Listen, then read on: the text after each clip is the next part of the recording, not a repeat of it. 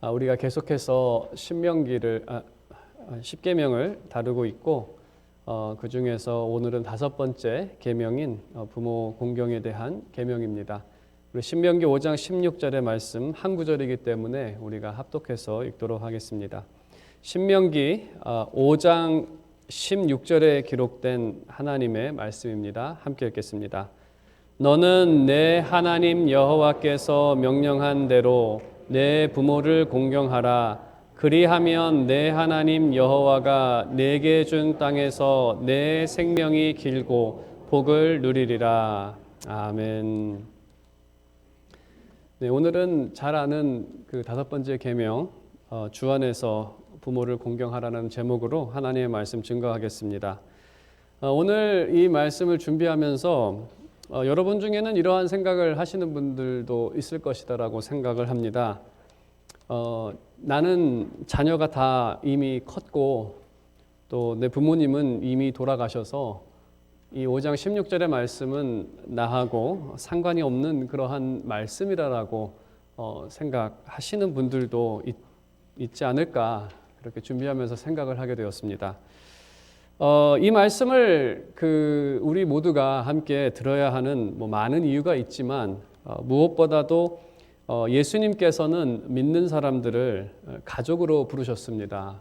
그리고 우리가 교회로서 한 가족으로서 우리에게 이 신앙을 유산으로 준 이 전 세대가 있고 또 우리는 지금도 이 전 세대가 우리에게 했던 또 전했던 그 복음과 그들의 삶의 모습을 공경해야 하는 또 듣고 따라야 하는 그러한 우리의 그 책임이 있고 믿는 자로서의 그러한 모습이 있고 또한 우리 다음 오는 세대가 또한 있습니다.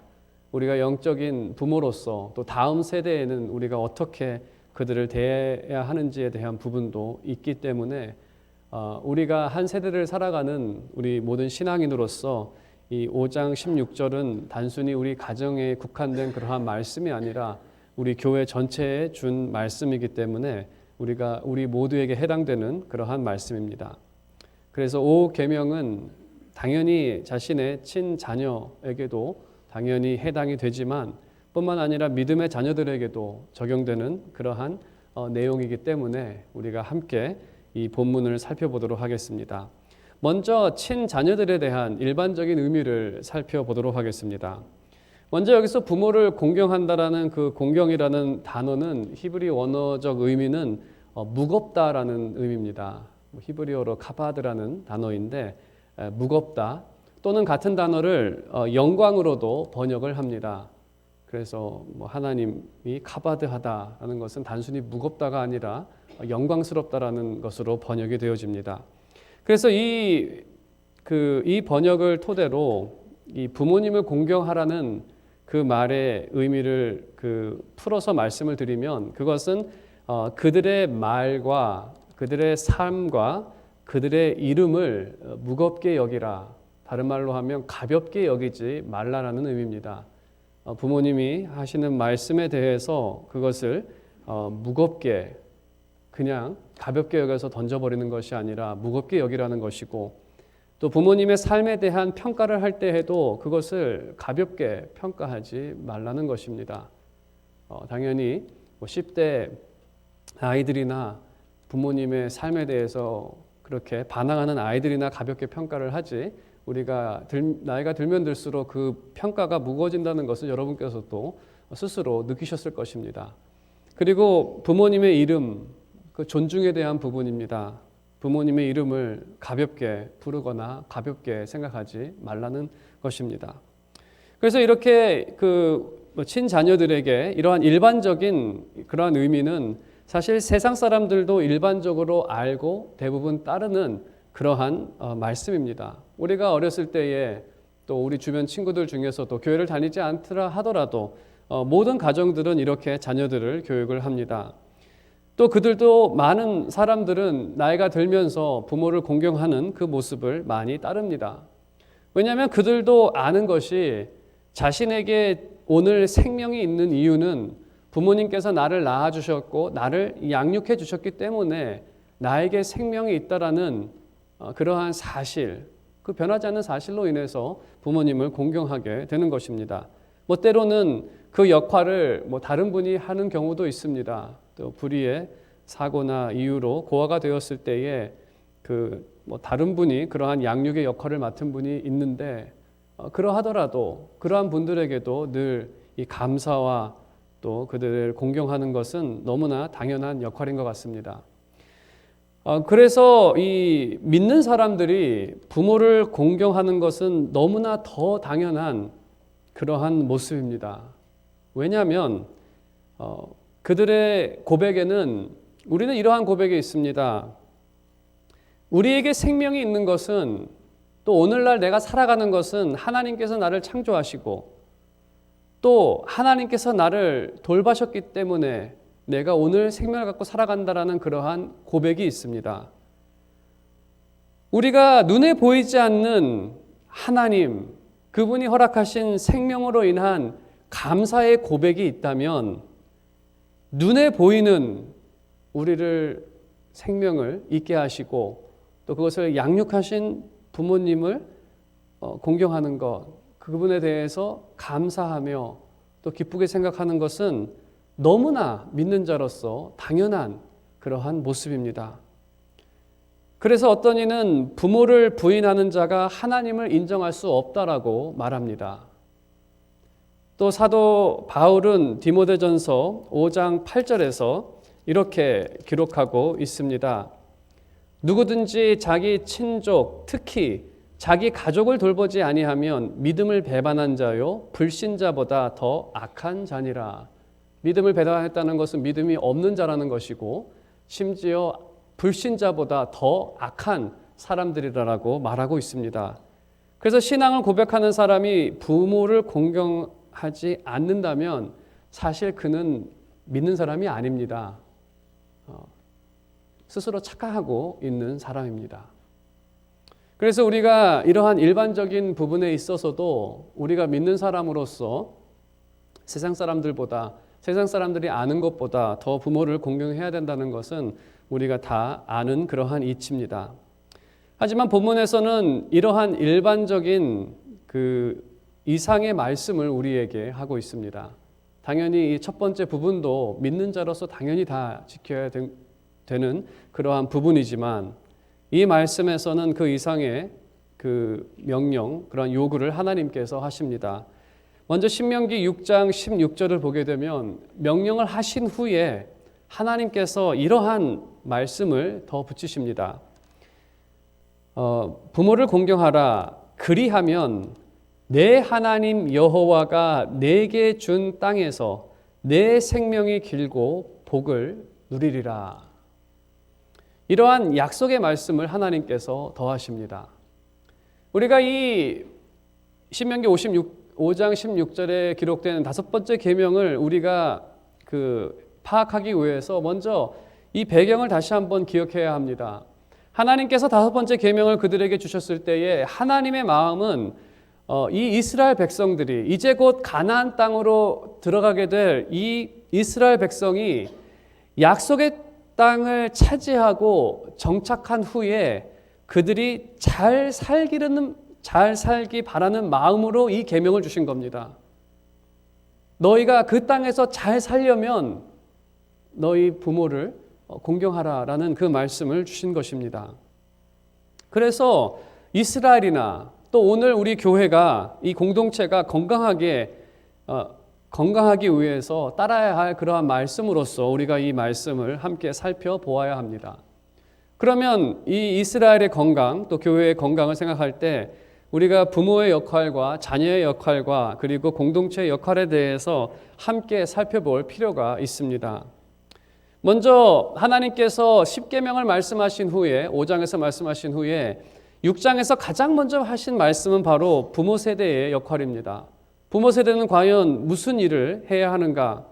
신명기 6장 7절에서 가장 좀 확실하게 요약해서 말씀하고 계시는데 이렇게 부모들에게 요구합니다. 내 자녀에게 부지런히 가르치며 집에 앉아 있을 때에든지 길을 갈 때에든지 누워 있을 때에든지 일어날 때에든지 이 말씀을 강론할 것이며 이 말씀을 이 문장을 보게 되면 상당히 강한 강도로 교육할 것을 말씀합니다.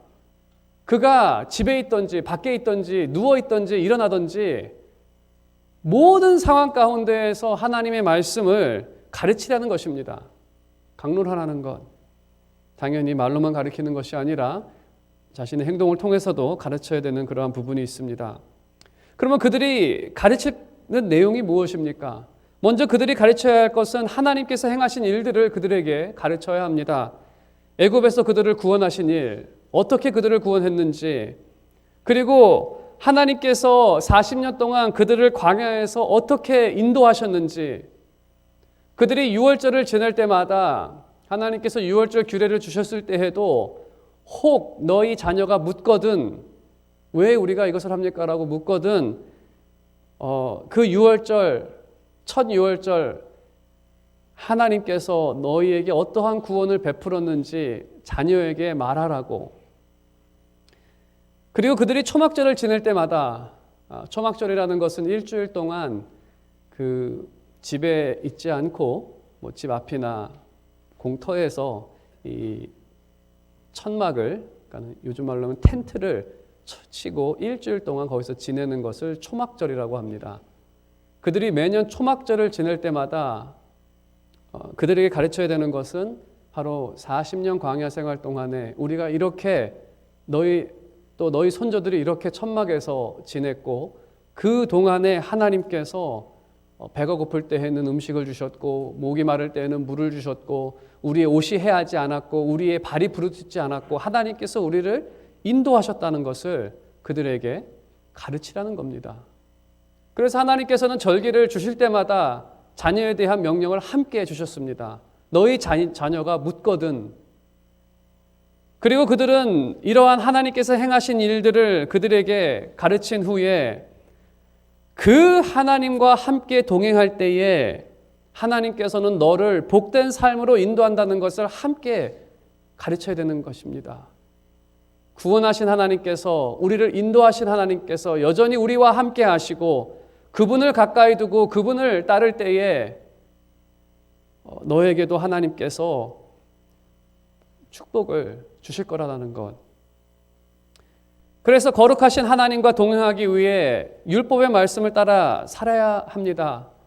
혹시나 죄를 범했을 때에 율법에 따라 제사를 드림으로써 그들이 늘 거룩함 가운데에 하나님이 그들 가운데 떠나지 아니하시고 그들 가운데에서 계속 거룩한 교제가 있을 수 있도록 청결 예식을 통해 스스로를 정결케 하고, 하지만 무엇보다도 하나님의 거룩한 성품을 따라 살아가는 것, 바로 십계명에 기록된 그 나타난 하나님의 성품을 따라 살아가는 것, 이러한 것들을 요구해야 한다는 것이죠.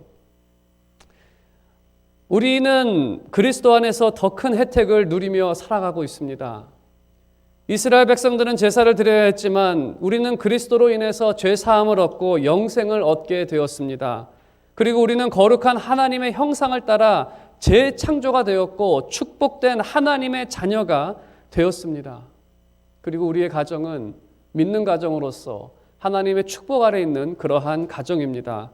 그렇다면 부모 세대가 가르쳐야 할 것은 먼저 우리 자녀들에게 어떻게 이러한 축복이 임하게 되었는지, 바로 예수 그리스도의 죽으심과 부활하심 그 사역에 대해서 우리는 가르쳐야 됩니다. 우리는 부지런히 가르쳐야 됩니다. 집에 앉아 있을 때 해도, 길에 밖에 있을 때 해도, 누워 있을 때 해도, 서 있을 때 해도 가르쳐야 됩니다.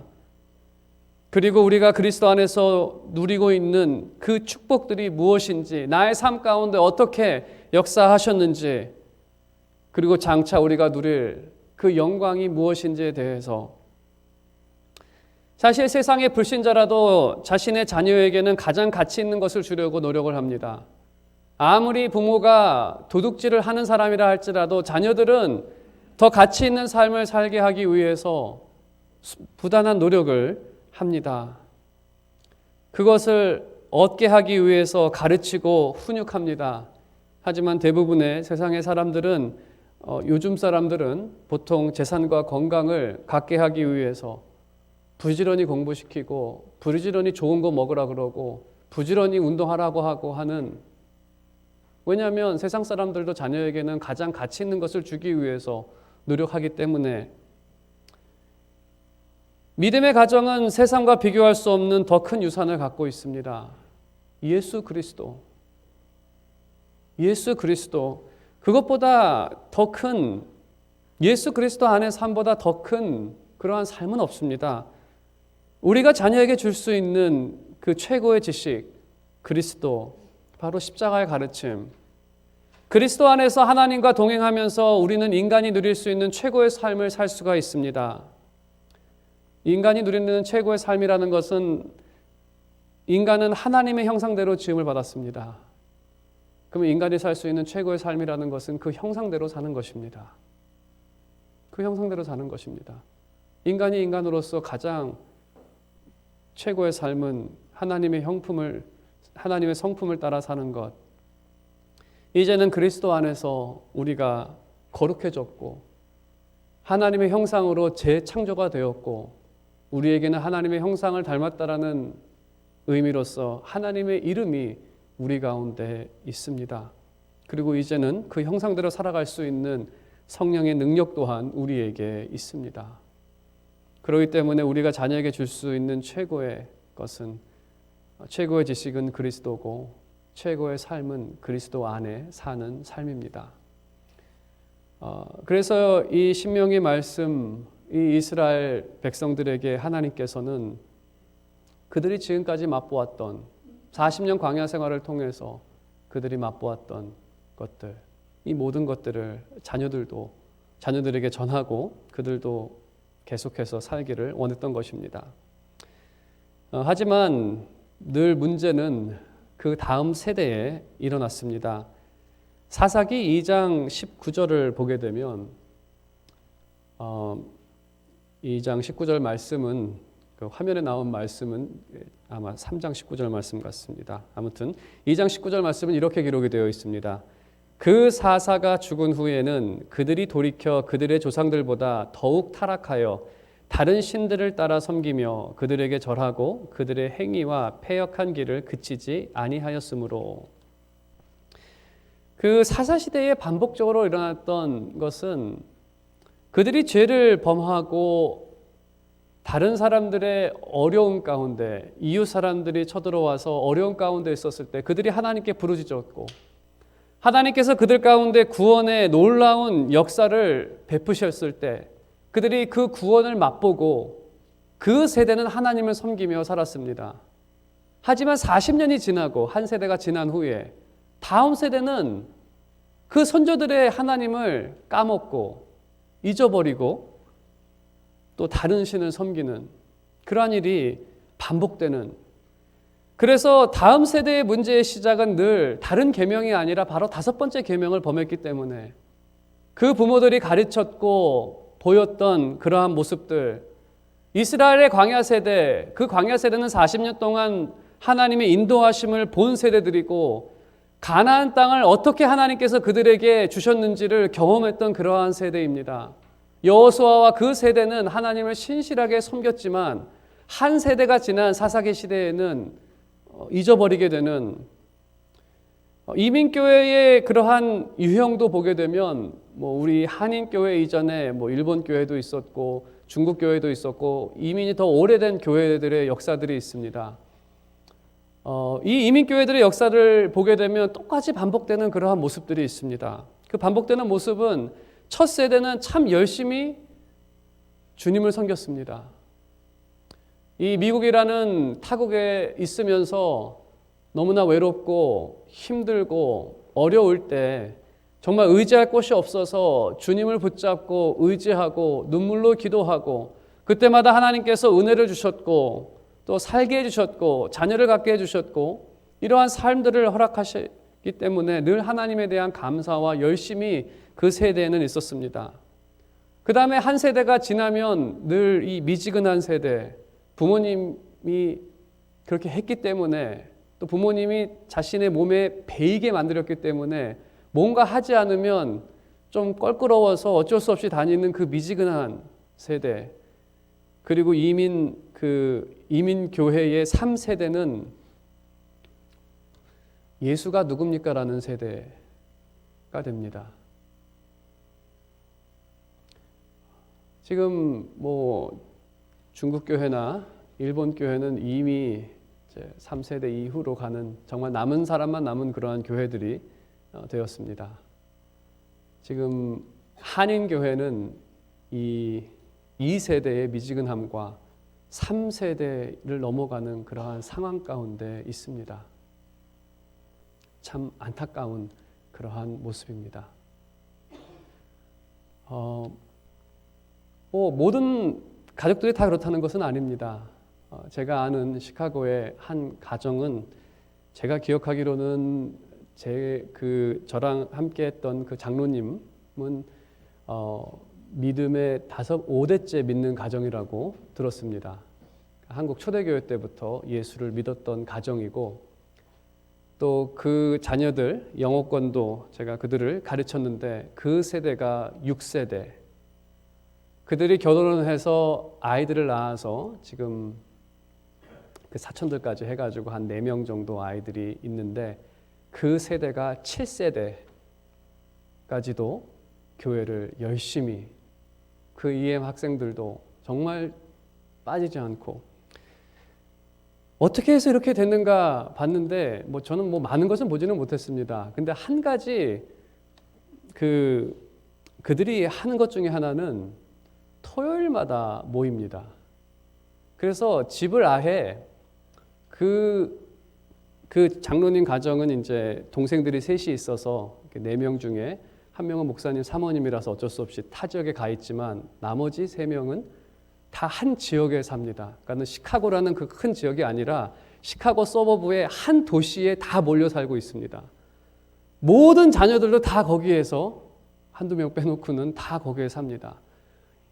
이 자녀들은 어렸을 때부터 토요일만 되면은 같이 모인다는 것을 알고 있습니다. 다른 스케줄 잡지 않습니다. 토요일 되면 가족이 모이는 시간입니다. 근데 그거를 즐깁니다. 왜냐하면 사촌들을 보고 그 날이 오히려 그들에게는 힘이 되는 날. 그러면 그날 그들이 모여서 뭘 하느냐? 예배를 드립니다. 장로님이 말씀을 읽고 그 말씀을 여기서 말하는 강론을 합니다. 그렇게 신앙 생활을 해왔던 가정인 그 가정의 모습을 봤을 때에 과연 저 가정이 몇 대까지 갈까라는 그러한 궁금증이 제가 7대까지를 봤는데 아마 그것이 계속된다면 9대, 10대 처음 오신 그 아버지 때 이민 오신 분이 그렇게 얘기를 했다고 합니다. 이 넓은 미국에서 왜 흩어져 사냐고. 다 여기서 살라고 해서 그 말씀에 순종해서 아무리 다운타운까지 운전을 하고 다녀도 집은 다 거기다가 사는, 그래야 토요일 날 모일 수 있고 한 교회를 같이 다닐 수 있기 때문에 좀 이게 쉽지 않은 모습이죠. 하지만 미국에서 그러한 가정도 있다는 겁니다. 제가 이 말씀을 드리는 이유는 우리의 이민 세대가 지금 미지근하면서 예수가 누구냐는 이 2세대, 3세대 가운데에서 우리는 정말 신중하게 생각을 해야 하는 그러한 시기가 왔다는 겁니다. 그것에 있어서 우리는 당연히 그 자녀들에게 우리의 이 신앙을 요구할 필요도 있지만 또 자녀들에 대해서 자녀들은 이렇게 반응해야 하는, 우리가 요구해야 되는 부분이 있습니다. 우리가 신앙의 부모님에 대해서, 정말 신앙으로 살았던 그 부모님에 대해서 우리는 공경하는 것은 바로 2가지입니다. 첫 번째는 순종입니다. 하지만 이 순종은 억지로 하는 순종이 아니라 사랑으로 순종을 하는 것, 사랑하는 것인데, 사랑으로 순종을 한다는 것은 부모가 원하고 바랐던 것을 원하고 바라는 것입니다. 예를 들어서 말씀을 들으면 부모님이 자녀들에게 얘야, 나는 너희들이 서로 싸우지 않고 우애 좋게 같이 살았으면 좋겠다. 그게 부모님의 원하는 거고 바라는 것입니다. 이것에 대한 순종은 억지로라도 그 형제를 그냥 이렇게 품고 그냥 가는 것이겠지만, 사랑한다는 것은 정말 나도 그것을 원하고 바람으로써 그 형제를 품는 것이 그 부모를 단순히 순종하는 것이 아니라 사랑으로 순종하는 그러한 모습입니다. 그러면 신앙의 부모님이 원하고 바라는 것이 무엇입니까? 그것은 그리스도를 믿고 그 믿음에 합당한 삶을 사는 것입니다.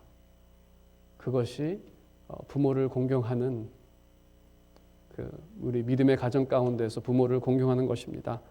그 다음에 두 번째로 부모를 공경한다는 것은 믿음의 가정 가운데에서 부모님의 삶을 자신의 기쁨과 자랑으로 생각하는 것입니다. 기쁨으로 생각한다는 것은 나의 부모가 그리스도라는 가장 큰 유산을 나에게 주신 분이라는 것. 나의 부모가 재산을 주고 뭐를 해줘서 기뻐하는 것이 아니라 나의 부모님은, 내 신앙의 부모님은 나에게 정말 금보다도 은보다도 더 귀한 그리스도를 줬다라는 것, 그것이 기쁨이 되는 것이 바로 부모를 공경하는 자녀의 모습입니다. 그리고 또한 그러한 부모님의 삶을 자랑스럽게 생각하는 것. 나의 부모님은 주 안에서 인간이 살 수 있는 최고의 삶을 사신 분이시다. 늘 신실하셨고 늘 하나님의 말씀 가운데에서 천국을 소망하며 일평생 사신 그 부모님에 대해서, 그 믿음의 부모님을 자랑스럽게 생각하는 것. 그것이 바로 믿음의 가정 가운데 그 자녀가 부모님을 공경한다는 것은 바로 부모님이 원하고 바랬던 것을 바라고 원하는 것이고, 그 믿음의 부모님의 삶을 기뻐하며 자랑스럽게 생각하는 것. 이렇게 믿음의 부모님을 공경한 사람은 그리스도를 귀하게 여기고 그 누구도 그 자녀에게서 구원을 뺏어갈 수 없습니다. 그 자녀는 이 땅에서 하나님께 영광을 돌리고 그 안에서 기뻐하는 그러한 삶을 살 수 있는, 그 자녀도 최고의 삶을 살 수 있는 것이죠. 신명기 6장 16절에서 그러한 말씀을 하시는 것입니다. 자녀들에게 부모를 공경하라. 그리하면 내 하나님 여호와가 내게 준 땅에서 내 생명이 길고 복을 누리리라. 그 말씀을 하시는 것입니다. 하지만 우리가 교회 시대를 맞이해서 이 시대와 조금 다른 것은, 당연히 이스라엘 사람들은 모든 사람들이 하나님을 경외하고 믿는 사람들이 전제된 그러한 가정들이었습니다. 하지만 교회 시대를 살아가는 우리들은 모든 신자가 부모로부터 신앙을 얻지는 못했습니다. 그 불신자의 가정에서 태어난 사람들은 부모님이 어떤 영적인 양육을 당연히 하지 못하기 때문에 그래서 그 영적인 양육을 받지 못하는 경우도 있고, 또 때로는 부모님의 불순종으로 영적인 양육을 하지 않는 경우도 있습니다. 그러한 경우에는 그 자녀는 영적으로 고아가 되는 것이죠. 부모가 있어도 영적인 고아로 만들어버리는 그러한 일을 벌이는 것입니다. 하지만 하나님께 감사한 것은 우리를 어떤 영적 고아로 두시지는 않는다는 겁니다. 우리에게 교회를 허락해 주셨습니다. 참 교회가 참 중요한 역할을 하고 있습니다. 교회는 진정한 가족의 역할을 할 수 있습니다. 마태복음 12장 48절에서 50절에 기록된 말씀을 보더라도 예수님께서는 그 가족에 대해서 이렇게 말씀을 하십니다. 말하던 사람에게 대답하여 이르시되 누가 내 어머니이며 내 동생들이냐 하시고 손을 내밀어 제자들을 가리켜 이르시되 나의 어머니와 나의 동생들을 보라. 누구든지 하늘에 계신 내 아버지의 뜻대로 하는 자가 내 형제요 자매요 어머니이니라 하시더라. 그래서 예수님께서는 우리를 한 가족으로 부르셨습니다. 때로는 우리 교육부에 있는 그러한 자녀들 가운데에서도 영적으로는 그들이 고아처럼 생활을 하는 그러한 자녀들도 있습니다. 그렇기 때문에 우리는 다음 세대를 우리의 자녀들로 여기고 우리는 늘 그들에게 관심을 갖고 그들을 기도하며 그들을 돌봐야 합니다. 그것이 바로 교회의 책임입니다. 저도 전에 한번 말씀을 드렸지만 저는 13살 때 미국에 그 조기 유학을 왔습니다. 당연히 불신자 가정에서 태어나서 교회를 다닐 생각을 안 했지만 다들 친구들이 교회를 다니니까 교회를 다니게 되었습니다. 교회가 정말 이 이민 생활을 하면서 저의 가족이 되었습니다. 단순히 영적인 가족뿐만 아니라 제가 감정적으로도 의지할 수 있고 또 신뢰할 수 있는 그러한 곳이 교회였습니다. 그리고 이렇게 시간이 지나면서 목사가 된 후에 다시 제 모 교회를 생각을 하면 참 당시 목사님들을 더 기뻐하게 되고 그분들로 인해서 그분들을 더 자랑스럽게 여기게 되는, 제가 당시에 그 담임 목사님이셨던 분은 그분을 자랑스럽게 여기는 것이 그분이 유명한 목사님이거나 또 대단한 그러한 목사님이셔서가 아니라 오히려 요즘 시대에 말하는 그러한 그 잣대를 가지고 그분의 목회를 평가한다면 그분은 실패한 목회자입니다. 왜 그러한 말씀을 드리냐면 그분이 설교나 가르침이 뛰어나거나 대단한 그러한 가르침도 아니었고 또 그분은 40세에 교회를 개척하셨고 60세에 반강제로 사임을 당하신 분이십니다. 좋게 말해서 반강제지 쫓겨나신 분이십니다. 생각을 해보십시오. 40세에 개척을 해서 자기가 세운 직분자들이 20년 사역을 하고 났더니 당신 필요 없으니 교회 나가라고 하는, 그게 과연 누가 그거를 성공한 목회라고 할 수가 있겠습니까? 그렇게 떠나셨는데 참 떠나실 때 해도 그 억울함, 그 서러움을 아무 말 하지 않으시고 그냥 떠나셨습니다. 조용히 떠나셨죠. 그렇게 떠나보는 교회가 온전할 리가 있습니까? 또 몇 년 되지 않아 교회가 힘들어졌을 때 그 힘들어졌다는 소식을 듣고 목사님이 다시 또 오시고 수습을 하고 새로운 목사를 청빙을 하고 또 조용히 다시 떠나시는 그러한 목사님을 보면서 참 그때는 왜 그 정도밖에는 못하셨을까라는 그러한 좀 아쉬움이 많이 남았습니다. 좀 뭐라고도 하시고 좀 사실 쫓아내야지 왜 본인이 나가시는지. 하지만 저는 그분을 통해서 지금 돌이켜보면 사실 그분의 말보다는 그분의 모습에서 더 많은 것을 배웠습니다. 아, 그리스도가 저런 분이시구나. 그 교회를 위해서 그 한 사람도 실족시키지 않는다라는 그 생각 가운데에서 그분이 하셨던 그 일들. 그래서 제가 그분께 감사의 표현을 하기 위해서 60세에 그렇게 교회 나가시고 중국 선교사가 되셨고 그 후로 캄보디아 가셔서 이렇게 섬기셨는데 지금은 이제 80이 다 되셨습니다. 그 2012년에 캄보디아를 방문했을 때 그분을 찾아갔죠. 그래서 목사가 되고 이리저리 해서 담임 목사가 됐다라고 했을 때 제가 직접 찾아가서 이 이야기를 전해드린 것은 그 목사님의 그 수고로 내가 그리스도를 알고 믿고 또 이제는 그리스도를 위해 수고하고 있다라는 것을 직접 알려주기 위해서 갔던 겁니다. 지금은 이제 캄보디아에 있는 신학교와 연결이 돼서 계속 그렇게 섬기고 있지만 제가 이분에 대해서 자랑스럽게 생각하는 것은 이분이 몇만 명을 모으고 뭐를 하고 책을 내고 이러한 분이 아니라 정말 나에게 있어서 신앙을 주신 분이고 그리스도를 알게 했고 믿게 했고 또 내가 어려울 때마다 늘 다시 돌아보면서 저의 모델이 됐던 그러한 분이기 때문에 그렇습니다.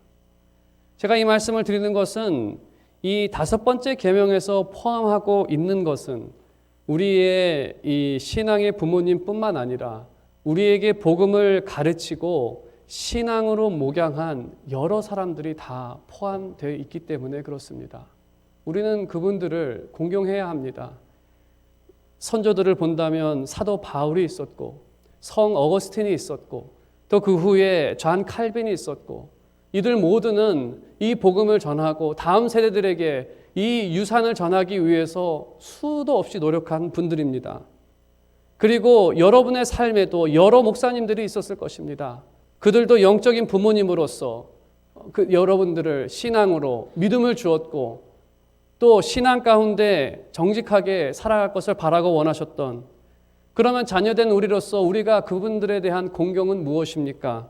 먼저는 그들이 원하고 바랐던 삶을 우리도 원하고 바라며 사는 것입니다. 그들이 붙잡았던 그 그리스도를 우리가 붙잡고 그것에 반응하며 믿음 가운데 살아가는 것입니다. 그것이 우리가 그분들을 공경하는 것이고, 또 우리는 그들을 기뻐하며 자랑해야 합니다. 그들을 통해 인간이 바랄 수 있는 최고의 기쁨인 그리스도를 갖게 되었기 때문에, 그러한 분들이 없었다라고 한다면 우리 지금 이 순간에 우리는 예수 그리스도에 대한 믿음은 없었을 것입니다. 하지만 한인 장로교회를 걸쳐간 많은 목사님들도 그리스도의 심정으로서, 때로는 안타까운 마음으로서, 때로는 자신의 실수를 앞에 보이면서도, 하지만 그 가운데에서도 회개하며 기도하며 신자로서 어떻게 살아가야 되는지를 여러분 앞에 보이신 그러한 분들이 있으셨습니다. 이러한 분들을 그냥 보내거나 섭섭하게 하는 것은, 그것은 오계명을 범하는 그러한 사람의 행동입니다. 우리가 지금 이곳에 생명이 있고 믿음 가운데 살아가는 것은 우리 스스로 한 것이 아니라 우리를 영적으로 잉태한 분이 계셨고, 복음을 가르쳐서 새롭게 태어나게 하신 분이 계셨고, 우리에게 세례를 베푼 분이 계셨고, 또 우리를 양육하며 지금까지 이끌어 주셨던 분들이 계시기 때문에 그렇습니다. 그래서 우리는 이 5계명을 기억할 때마다, 5번째 계명을 기억할 때마다 우리는 이 믿음의 부모님들에 대한 그 공경을 해야 합니다. 우리가 그러한 삶을 살 때에 여러분들은 그 천국의 소망을 가지고 하나님의 나라의 그 풍성함을 따라서 살게 될 것입니다. 오늘 말씀의 결론을 맺도록 하겠습니다. 이 말씀은 먼저 기본적인 것을 말씀을 드렸습니다. 이 계명은 그 우리 친부모님의 말과 삶과 이름을 무겁게 여기는 것이라고 말씀을 드렸습니다. 그리고 신앙의 영역에서 우리 믿음의 부모는 우리의 믿음을 부지런히 가르치고 자녀들을 훈육해야 합니다. 자녀는 주 안에 있는 부모님께 순종하고 그들이 원하고 바랬던 주님을 원하고 바라며 그들을 기뻐하고 그들을 자랑해야 합니다. 이와 같이 교회 안에서 주님의 가족된 성도들도 주 안에 있는 선생님들과 목사님들에 대해서도 그들이 원하고 바랬던 것을 원하고 바라야 하며, 그들의 순전한 노력이 있다면 그러한 순전한 노력들을 기뻐하고 그것을 자랑해야 합니다. 이러한 모습은 그리스도를 귀하게 여기는 신앙의 마음에서 자연적으로 나타나는 그러한 모습입니다. 그리고 그 영혼은 주님으로 인해 하나님의 축복을 받으며 인도를 받게 됩니다. 믿음의 부모님을 공경함으로 약속에 기록된 축복들을 받아 누리는 그런 여러분의 삶이 되시기를 주님의 이름으로 축원드립니다.